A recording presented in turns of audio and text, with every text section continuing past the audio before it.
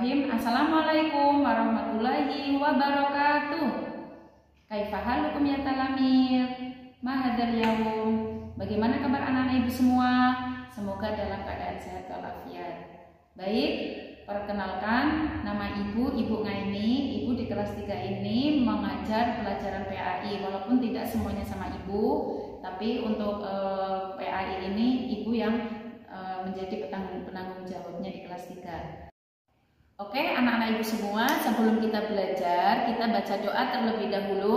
Bismillahirrahmanirrahim. Rabbi zidni ilma warzuqni fahma. Amin. Baik anak-anak, kita akan belajar surat An-Nasr ya, surat An-Nasr atau surat ke-110. Nah, tujuan pembelajaran kita adalah agar kita anak-anak bisa membaca, menghafal serta memahami isi kandungannya. Nah, untuk lebih jelasnya nanti anak-anak bisa melihat video yang akan Ibu tampilkan.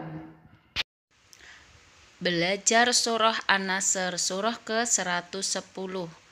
Pendidikan Agama Islam dan Budi Pekerti kelas 3. Penjelasan surah An-Nasr atau surah ke-110.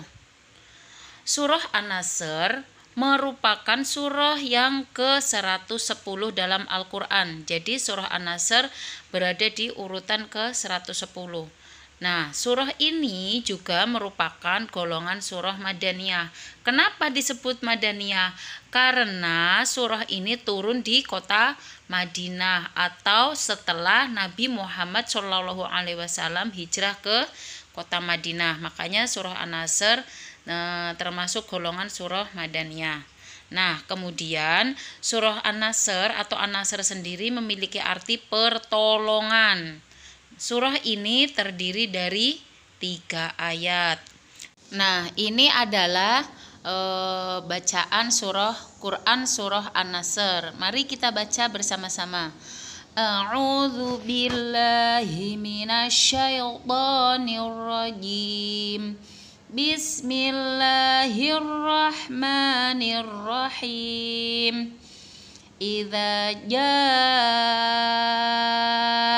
nasrullahi wal fath wa ra'aitan nasa yadkhuluna fi dinillahi afwaja fasabbih bihamdi rabbika wastaghfir innahu kana tawwaba. Shadaqallahul azim. Demikianlah bunyi bacaan surah An-Nasr. Jadi ketika kita membaca perlu diperhatikan panjang pendek juga makharijul hurufnya.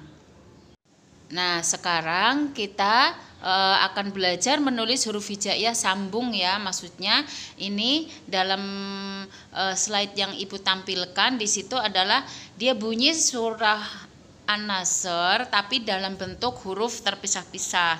Jadi anak-anak Ibu semua di rumah bisa menyambungnya menjadi bacaan surah An-Nasr yang disambung.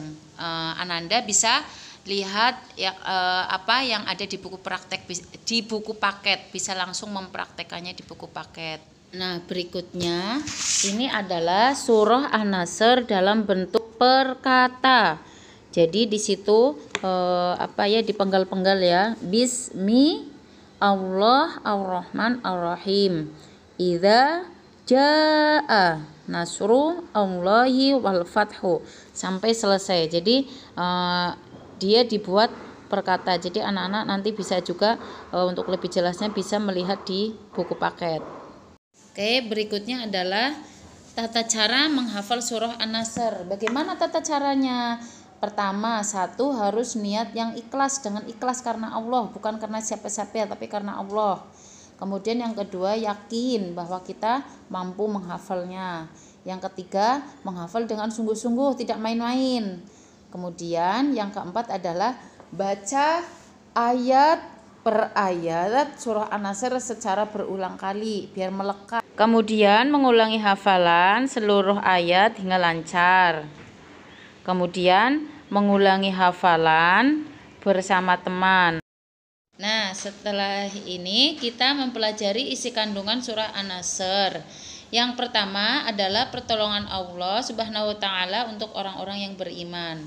Yang kedua, perintah untuk bertasbih dan memuji Allah dalam keadaan ketika mendapat kebahagiaan. Dan yang ketiga adalah perintah untuk bertobat kepada Allah jika kita melakukan kesalahan. Jadi, tiga kandungan ini apa yang ada dalam yang terkandung dalam surah An-Nasr. Jadi kita harus minta pertolongan hanya kepada Allah. Itu pastinya untuk orang-orang yang beriman. Kemudian kita harus selalu bertasbih dan memujinya, dan kita bertaubat ketika kita melakukan kesalahan.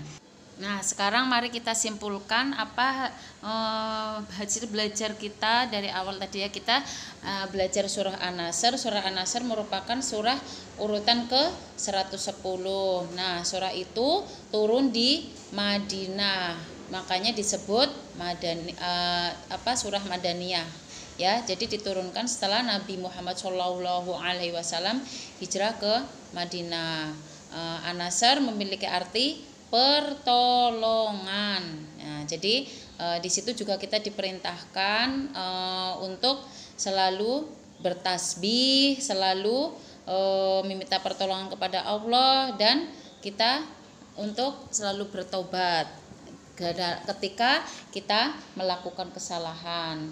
Demikianlah anak-anak ibu semua pembelajaran yang telah ibu sampaikan dalam video tersebut. Nah, jangan lupa anak-anak di rumah itu untuk selalu membacanya ya, diulang-ulang pelajarannya. Jangan lupa jaga kesehatan, jangan lupa beristirahat, terus semangat belajarnya. Nah, mari kita tutup pembelajaran kita dengan bacaan hamdalah bersama. Alhamdulillahirabbil alamin.